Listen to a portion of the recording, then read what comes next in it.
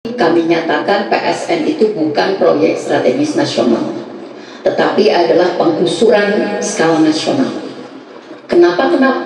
Karena terbukti proyek-proyek strategis nasional selain juga didorong dengan cara-cara yang manipulatif dan ugal-ugalan melanggar konstitusi kita, di lapangan terbukti berdasarkan fakta, berdasarkan banyak laporan-laporan, terutama karena KPA fokus di pedesaan utamanya, itu lapor banyak sekali kejadian penggusuran perampasan tanah yang dialami oleh petani, oleh masyarakat adat, oleh masyarakat di pedesaan akibat proyek-proyek pembangunan yang berkedok atau mengatasnamakan proyek strategis nasional.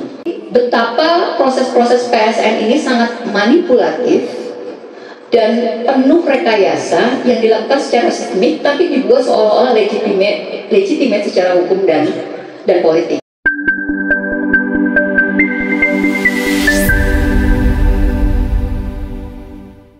Ya, terima kasih Mbak Rahma. Assalamualaikum warahmatullahi wabarakatuh.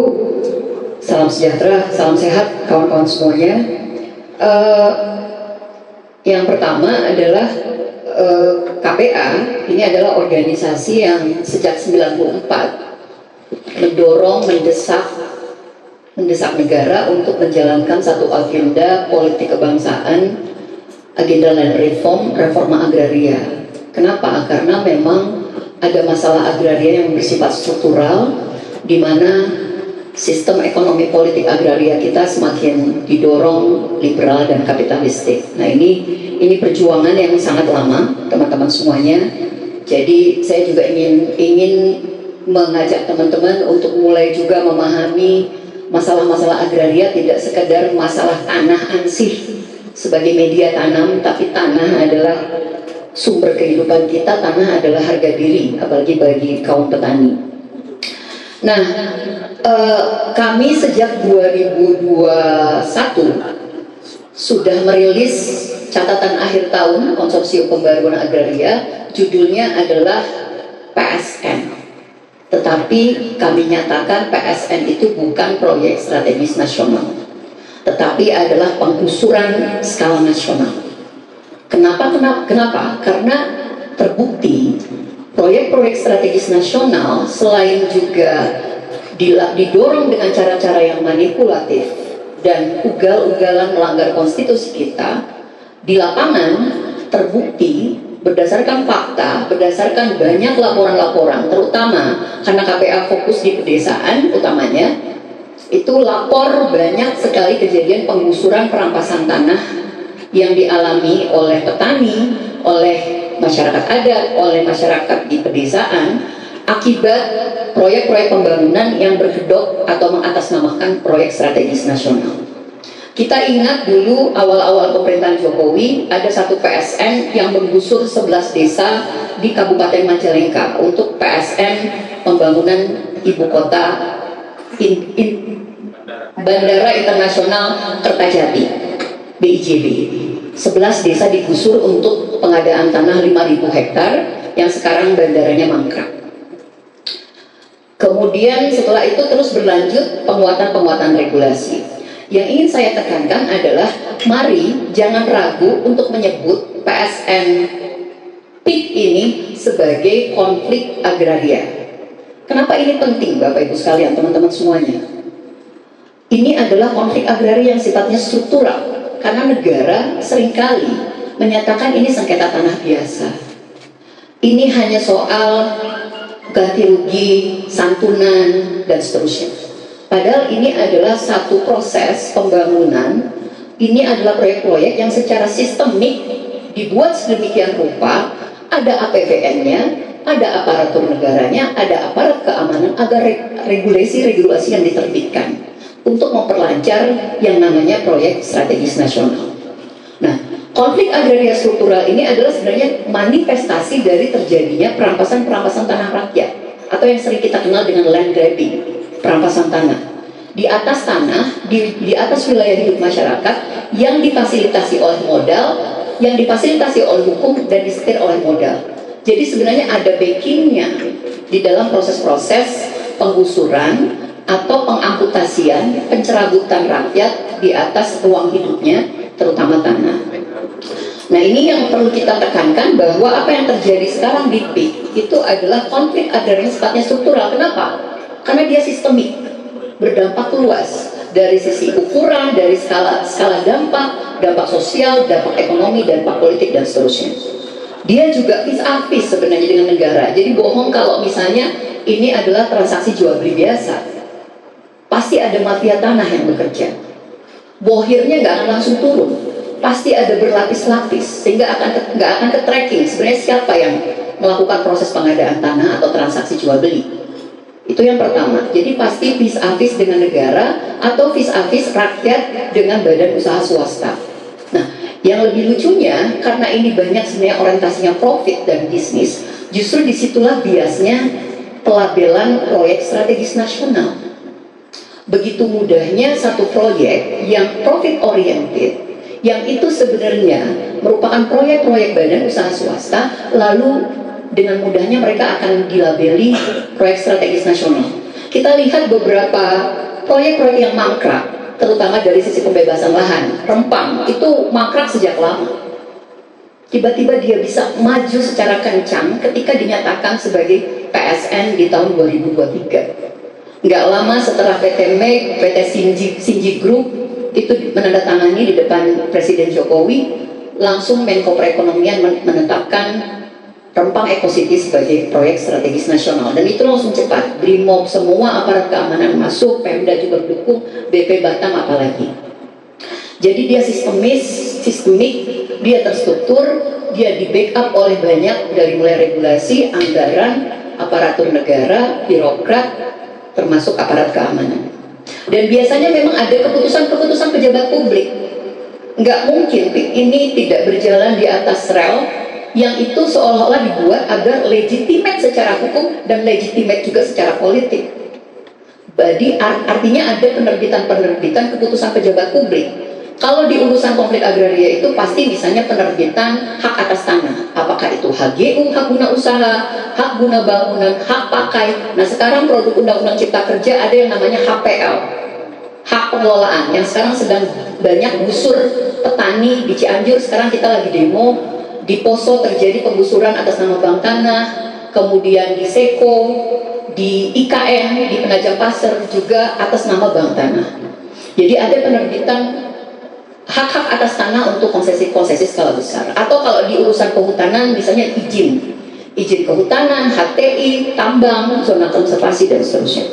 Jadi ini nggak semata-mata si bisnis itu bekerja aja, tapi memang dia disetir oleh regulasi-regulasi yang diterbitkannya. Dan ini beyond legalistik. Orang sering bilang ini pelanggaran hukum kalau tadi anti pembangunan dan seterusnya. Ini melanggar hukum karena sudah ada regulasinya. Tetapi konflik agraria struktural itu beyond legalistik. Nggak bisa pakai pendekatan hukum semata. Karena kalau pakai hukum positif, maka rakyat yang sejak tahun 60 ada UUPA nggak pernah didaftarkan, nggak pernah diakui negara, maka semuanya akan ilegal. Mayoritas penduduk Indonesia ini akan banyak yang ilegal karena negara masih abai untuk melakukan pendaftaran tanah secara sistemik dari tingkat desa sampai tingkat nasional. Jadi dia nggak bisa dilihat. Ini ada politik hukum agraria yang sedang dijalankan, bukan semata soal masalah hukum.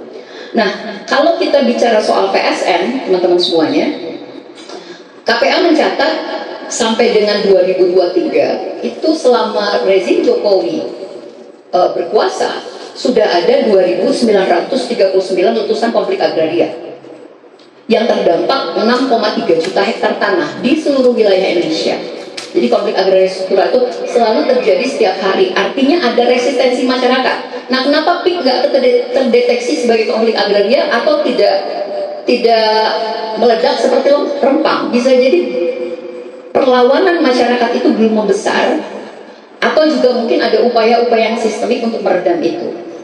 Tetapi memang ini perlu kita lakukan penguatan di bawah supaya timbul resistensi. Karena kalau masalah tanah itu pasti ada embel-embel ganti kerugian, ada embel-embel kalau menolak anti pembangunan, kalian ilegal.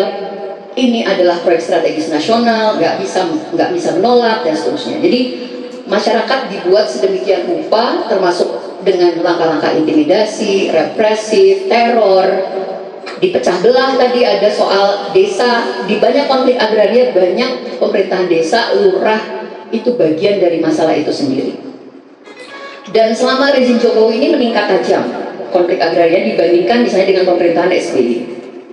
Kemudian kalau kita bicara PSN, teman-teman semuanya, dalam data KPA di tahun 2023, proyek PSN, proyek strategis nasional, hanya di sektor infrastruktur saja, itu jumlahnya 21 letusan konflik agraria di tahun 2023. Itu adalah PSN yang ternyata dioperasikan dan dieksekusi di atas tanah-tanah masyarakat. Jadi PSN itu nyata sebagai proyek atau penggusuran skala nasional. Lalu kalau kita lihat misalnya data kita, fakta di lapangan per Juli 2024, kalau kita lihat dari sejak terbitnya daftar proyek strategis nasional melalui Perpres tahun 2016 sampai dengan Juli 2024, itu sudah ada 134 proyek strategis nasional yang telah menyebabkan konflik agraria, di mana masyarakat vis-a-vis dengan negara, masyarakat vis-a-vis dengan badan-badan usaha swasta dan para pengusaha. Jadi ini yang perlu kita lihat sebagai satu perspektif untuk melihat bahwa ini adalah masalah struktural. Nah, kita masuk ke apa sebenarnya PSN dan apakah betul argumentasi Menko Perekonomian yang selalu menggadang-gadang PSN ini akan menciptakan lapangan kerja baru. Jadi itu argumentasi yang sering dibilang, argumentasi bahwa banyak lapangan kerja yang akan diciptakan oleh proyek-proyek strategis nasional. Biasanya kalau dalam proses pengadaan tanah atau pembebasan lahan, pasti masyarakat yang tidak tahu menahu, dengan disinformasi, dengan ketidaktahuan apa yang sedang terjadi, pasti akan dibilang, kalau kalian terima proyek ini, kalian akan jadi pahlawan pembangunan. Kalian nggak usah lagi bertani, kalian nggak usah lagi berusaha, kalian akan jadi misalnya security di bandara, kalian akan jadi pekerja di bandara, kalian misalnya kalau misalnya kita bicara PSN di pariwisata premium seperti Danau Toba atau Labuan Bajo, Pulau Komodo, pasti akan bilang kalian nanti bikin guest house, kalian nggak akan kehilangan mata pencaharian. Itu adalah iming-iming di dalam setiap proses yang namanya penggusuran, supaya tidak terlihat seperti penggusuran. Dan lalu mulai ada ancaman, kalau kalian nggak mau terima ganti kerugian, konsinyasi aja, ambil di pengadilan. Bayangkan kalau masyarakat marginal, petani, buruh tani, masyarakat di pedesaan, perempuan di pedesaan, masyarakat adat, atau masyarakat marginal di perkotaan, pasti mereka nggak mau berhadapan dengan pengadilan untuk mengambil ganti kerugian itu. Itu udah satu teror tersendiri. Nah, kaitannya dengan argumentasi bahwa PSN ini menyerap tenaga kerja, berdasarkan catatan KPA di tahun 2023, klaim dari Menko Perekonomian bahwa PSN yang sudah dieksekusi oleh pemerintah itu sudah menyerap 1,95 juta tenaga kerja yang diserap oleh PSN. Kita tahu data-data pemerintah seringkali ingin menunjukkan bahwa yang dieksekusi itu adalah sudah mencapai target. Tetapi kalau kita komparasi dengan jumlah petani, misalnya karena kita banyak bekerja di sektor agraria, tetapi di sisi lain dalam waktu yang sama 2,1 juta petani menjadi landless, nggak punya tanah. Artinya agar rakyat yang dijadikan tumbal untuk PSN dengan argumentasi nanti akan disediakan lapangan pekerjaan. Iya, kalau petani-petani itu yang dikasih pekerjaan. Tetapi kita lihat misalnya perkebunan sawit di Sultra yang didatangkan tenaga kerja asing, bukan masyarakat setempat. Nah, itu beberapa contoh saja bagaimana dari pemerintah selalu bilang ini untuk lapangan pekerjaan. Ini sebuah ilusi. Dari sejak Undang-Undang Cipta Kerja, ilusinya adalah penciptaan lapangan pekerjaan. Belum lagi kalau kita hitung perempuan yang jadi TKW, TKI ke luar negeri. Di tahun yang sama ada 260.000 tenaga kerja perempuan terlempar, nggak bisa diserap oleh proyek-proyek pembangunan atau proses pembangunan di Indonesia. Nah, Yang perlu kita lihat juga teman-teman semuanya, cara pemerintah Jokowi untuk memuluskan PSN ini, kita ingat ada yang namanya lembaga baru yang diciptakan, yang itu juga ketuanya Menko Perekonomian, yaitu Komite Percepatan Penyediaan Infrastruktur Prioritas. Nah, gilanya lembaga ini adalah lembaga yang memastikan harus ada upaya percepatan. Dia juga yang akan melakukan seleksi mana proyek-proyek yang bisa dilabeli sebagai PSN. KPPIP ini juga lah yang akan melakukan revisi terhadap penambahan daftar-daftar proyek strategis nasional. Jadi kalau dihitung dari 2016 sampai dengan 2024, kelihatan bahwa PSN ini semakin diperkuat dan semakin dimudahkan. Dulu dari 2016 sampai 2020 masih pakai Perpres levelnya. Sekarang diturunkan cukup dengan Permenko, Menko Perekonomian aja. Padahal ini katanya dilabeli proyek strategis nasional. Jadi Permenko ini dan KPPIP ini sangat powerful dan banyak distorsi informasi bagaimana dia secara mudah proyek-proyek yang mangkrak di zaman lalu dia jadikan PSN lalu bisa dipercepat regulasinya, anggarannya dan seterusnya. Dia juga yang melakukan penambahan setiap tahun. Jadi betapa Perpres dan Permenko itu terus-menerus diterbitkan untuk menambah daftar jumlah proyek-proyek yang diusulkan untuk menjadi PSN. Dan kita bisa lihat, misalnya kasus Rempang saja, itu kok bisa tiba-tiba jadi PSN dalam waktu sekejap, selang seminggu setelah penandatanganan PT MEG, Tony Witnata dan Shinji Group. Jadi inilah yang dilakukan secara sistemik oleh negara untuk menyatakan dia PSN. Ketika sudah dilabeli PSN, maka proses pengadaan tanahnya, Bapak Ibu sekalian, dia udah nggak pakai mekanisme pengadaan tanah biasa. Dia akan ditetapkan secara sepihak. Dia harganya pun ditetapkan secara sepihak. Tentu dengan banyak modus, karena ada banyak juga lapisan-lapisan mafia tanah, makar kasus, dari tingkat desa, kecamatan, lurah, bupati, pengadilan, kejaksaan. Jadi kalau tadi di pengadilan Pak Said Didu masih bilang ini untung pengadilan itu luar biasa, karena biasanya rantai mafia tanah itu ya polisinya, ya Kementerian Agrarianya, kantor pertanahan di daerah dan seterusnya. Nah, ketika sudah ditetapkan sebagai PSN, masyarakat udah nggak bisa apa-apa. Dulu kita punya undang-undang pengadaan tanah nomor 2 tahun 2012. Kalau masyarakat keberatan, kita masih dibolehkan untuk menyatakan keberatan. Lalu pemerintah terhadap keberatan itu harus melakukan kajian. Kenapa masyarakat keberatan? Tapi setelah Undang-Undang Cipta Kerja, pengadaan tanah, apalagi sudah dilabeli PSN, maka sifatnya udah ketika penlok, penetapan lokasi seperti yang terjadi di Wadas, itu udah nggak bisa ada tawar-menawar, nggak ada juga studi kelayakan dan seterusnya. Jadi betapa proses-proses PSN ini sangat manipulatif dan penuh rekayasa yang dilakukan secara sistemik, tapi dibuat seolah-olah legitimate secara hukum dan politik. Nah, oleh karena itu menurut saya memang pertama terkait PIK ini kita perlu ada konsolidasi, perlu ada pengorganisasian. Saya yakin masyarakat di PIK, terutama kelompok rentan, itu tidak memahami apa yang sedang terjadi, nggak pernah tahu blueprintnya seperti apa. Dan kita, menurut saya hari ini pakai kaos yang mengingatkan bahwa kita masih punya PR. Undang-Undang Cipta Kerja itu harus terus kita lawan. Dan kemudian memang kita harus menuntut agar ada evaluasi menyeluruh terhadap proyek-proyek strategis nasional yang sudah menyebabkan perampasan dan penggusuran tanah rakyat. Terima kasih. Assalamualaikum warahmatullahi wabarakatuh.